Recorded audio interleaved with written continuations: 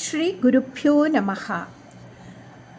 யோக சித்தி பெற அபிராமி அந்தாதியின் இந்த 47வது பாடலை நாம் பாட வேண்டும். வாழும் படி ஒன்று கண்டு கொண்டேன் மனதே ஒருவர், வீழும் படி என்று வெல்லும் படி என்று வேலை நிலம், ஏழும் பருவரை எட்டுமெட்டாமல் இரவு பகல், சூழும் சுடர்க்கு நடுவே கிடந்து சுடர்கின்றதே. இனி இதன் விளக்கத்தை நாம் பார்ப்போம். வாழும்படி அன்று கண்டுகொண்டேன்னு பட்டர் சொல்றார். இதன் பொருள் இறைவனை மறக்காமல் வாழ்த்தி வாழ்வதுதான் உண்மையான வாழ்வு என்ற ஒப்பற்ற ஒன்றை அறிந்தேன் என்று இந்த வரிகள் மூலம் பட்டர் உணர்த்துகிறார். முதலில் வாழ்வென்றால் என்ன, எப்படி வாழ்வது வாழ்வாகும் என்ற உண்மையை உணர வேண்டும். வாழ்வென்பது இரு வகைகள், மெய்வாழ்வு, பொய் வாழ்வு. உயிருடன் உடல் இருப்பது பொய் வாழ்வு. காரணம், ஒரு நாள் உடலை விட்டு உயிர் போய்விடும். அந்த உடலை நம்பி போற்றி வாழ்ந்தவர்கள் உயிர் போன பின் அந்த உடலை போற்ற மாட்டார்கள்.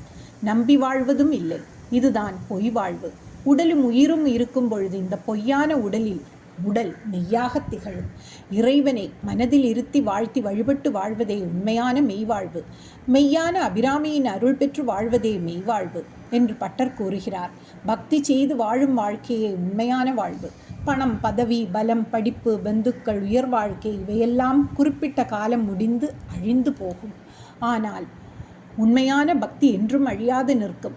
நேற்றும் இன்றும் நாளையும் என்றும் என்றென்றும் காயத்தாலும் காலத்தாலும் கோலத்தாலும் அழியாது வாழ்ந்து கொண்டிருக்கும் ஒப்பற்ற அன்னையாகிய அபிராமி என்ற ஒன்றை என பட்டர் கூறுகிறார்.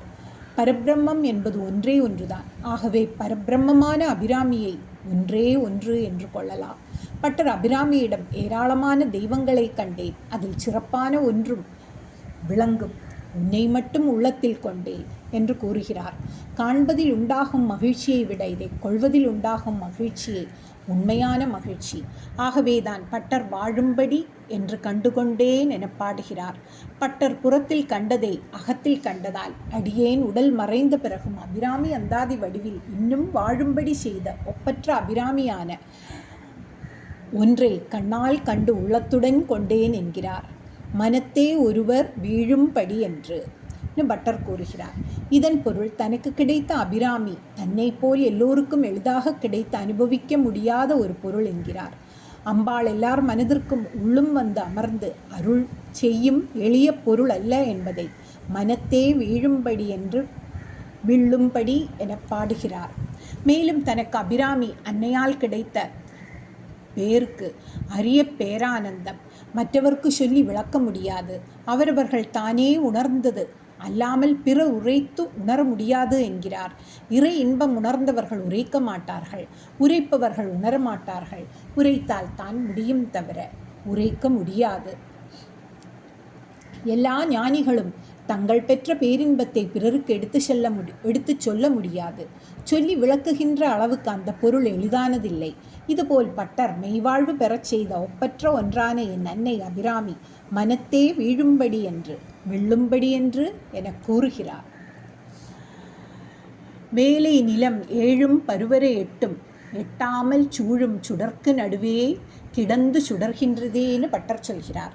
இதன் பொருள் அரிய பொருளை அறிவது எப்படி, காண முடியாத பொருளை காண்பது எப்படி என இந்த வரிகளில் பட்டர் விளக்குகிறார்.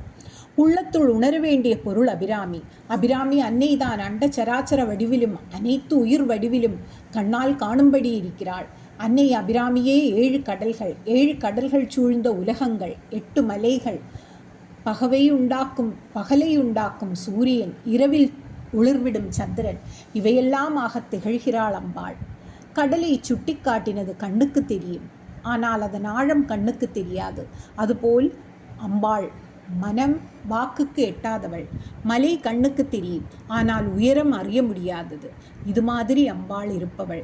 அன்னை அபிராமியை அலைக்கடல், மலைக்கடல், சூரிய சந்திரர்கள் மூலம் தரிசிக்கலாம் என்கிறார் பட்டர். ஸ்ரீ அபிராமி அம்மன் திருவடிகளே சரணம்.